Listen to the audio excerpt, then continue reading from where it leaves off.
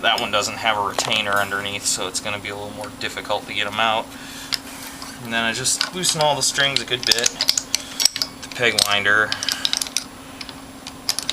like that.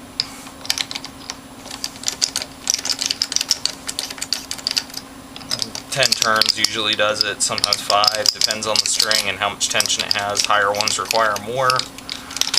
These are more wraps. And I'll get all these. There we go. And then they just pop right off like that, one by one. This one needs a little more. There we go. Also, the reason why I try to use as few turns as possible is because it saves wear and tear on these tuning pegs, especially on a cheap guitar like this Harmony. If you use the tuning pegs too much, then it tends to cause the gears to wear out, and then they stop. And then they tend to start slipping, and it won't stay in tune. I just take all the strings all at once like this, just wrap them up like that. Makes them easier to dispose of. And I just wrap them through, and there you go. There's all your old strings.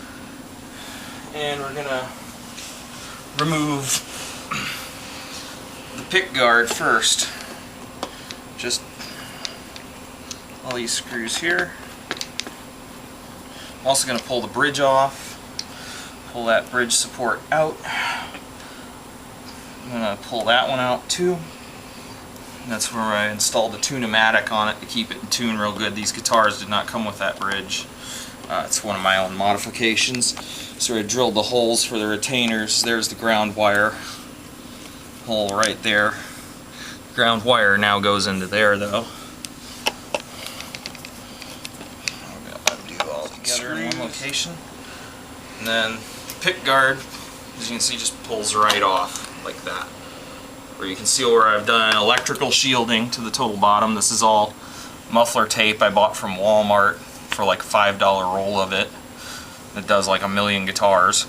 And I just built a little tub, and I also did the back of the pick guard, and there you can see the back of the pick wire sticking through. If you have, just a hint of, if you have a cheap guitar like this and it buzzes even if you have your hands on the strings, especially with high gain, it's probably because this wire here is disconnected.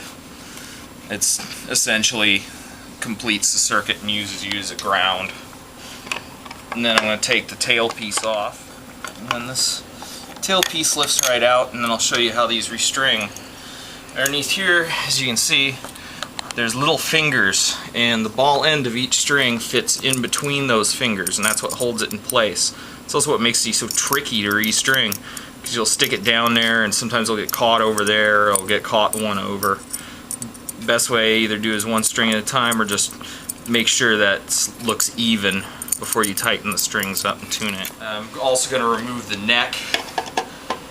This is pretty easy, just 4 screws straight forward. Then the neck just pulls right out. You can see what I used for shims, an old laptop computer key, a cut up piece of guitar pick, and a washer. You can use anything for neck shims. And last but not least is the strap button, which just unscrews, and this allows the whole body to be cleaned off neatly. I expect there's probably some paint that's even going to come off, but I don't really mind because guitar is kind of... First thing I use Scotch-Brite pad, some of this dollar store awesome cleaner with bleach stuff just to get it off, and you can see it's already starting to come off. I'm having the Scotch-Brite pad just in case there's anything that's tough to remove, but as you can see it's coming right off the body with just that bleach cleaner. Just coming straight off the body.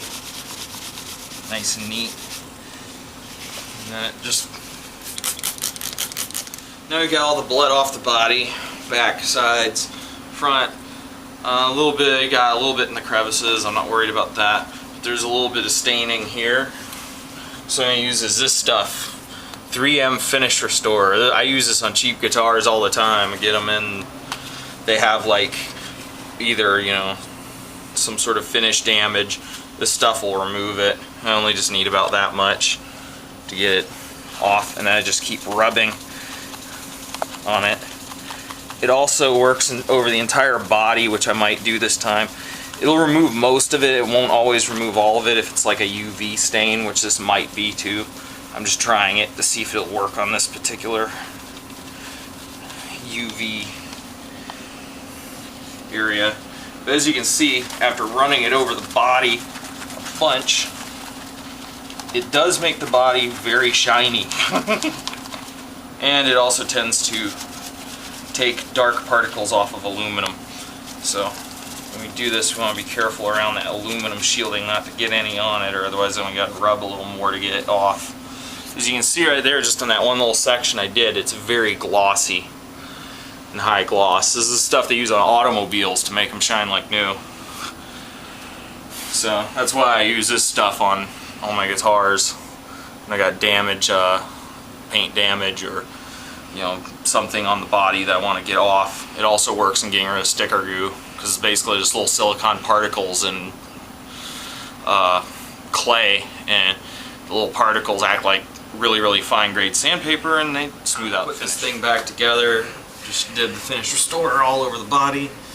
First thing I'm going to put back in are the neck shims over here. These little guys. Just generally stack them the best way possible in the neck slot like that. And let my fine camera lady come close. Yeah, have them all stacked up, got the washer and all that. I just use little cheap handy things like that. I have to do that because of the bridge. Now the neck just fits right in like that. And then I have to hold it in place nice and tight while I put the neck plate on, which I do like this. I usually put a screw through it first so that's easier to reattach. I've got a couple different sizes of screw in here because I didn't have all the screws I needed to put the guitar together. So I'm going to just put the screw down in here. Good and tight. There we go. So that's all 4 neck screws in. I put the strap button on. I have Shaler strap locks on all my guitars. Reason being, they go out live, they get thrown around, they get used pretty hard, so I don't want my strap coming off mid-performance and things going wrong. And that just screws on nice and quick like that.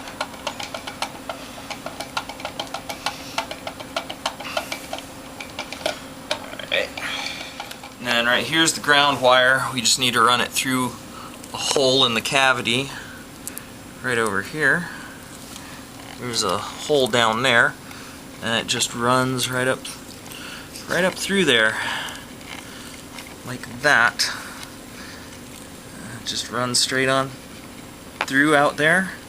I always loop it over, so when the bridge pins, this part goes in, it'll lock it in place. And you just get your pick guard aligned. And there we go, pick guard's back on the guitar, and then we got all our little pick guard screws right here, these little guys, and they just go right in like this. I just place them in place and then start screwing them down. I've got the tail piece which goes on like this, and the holes are a little pre-pilot drilled for me, so I can just drop it in without even having to do any finger tightening or anything to hold them in place. Except that one.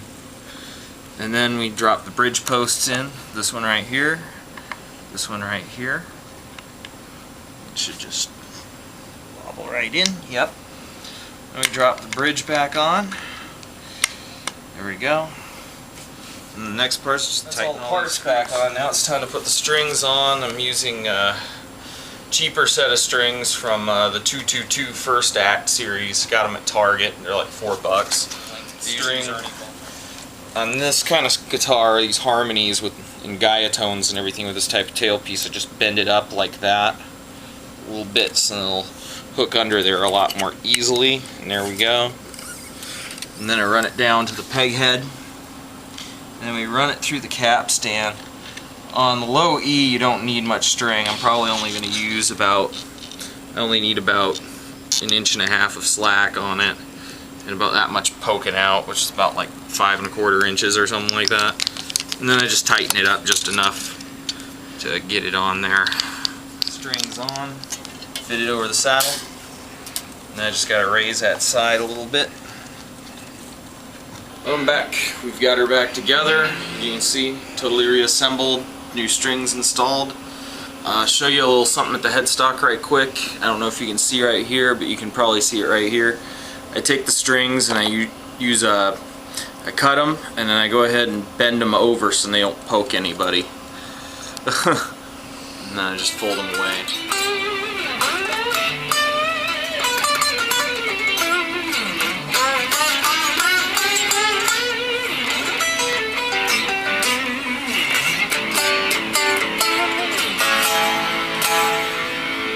And if you hear a string that's out of tune, what you need to do is you need to pull it up like this down the length of the neck. That's called stretching the string.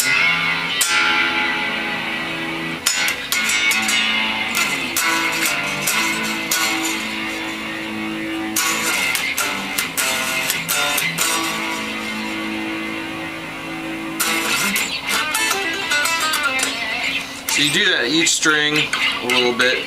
Just try and turn it off. Just do that to each and every string and retune them until they stop needing to be tuned up. There are a couple of reasons for this. One, the metal has to stretch in, and two, and the bigger part is up at the top here on the cap stands, though these may look like they're wrapped up totally tight, they aren't yet. So what happens is when you're pulling on the string, it tightens these windings up next to each other, making the string more stable, and it just basically tightens it around the cap stand tighter. That way then it doesn't slip out of tune. And after that, as you can hear, that sounds pretty dreadful, so I just retune. So I tune my low E. I got perfect pitch, so I can just do it by ear.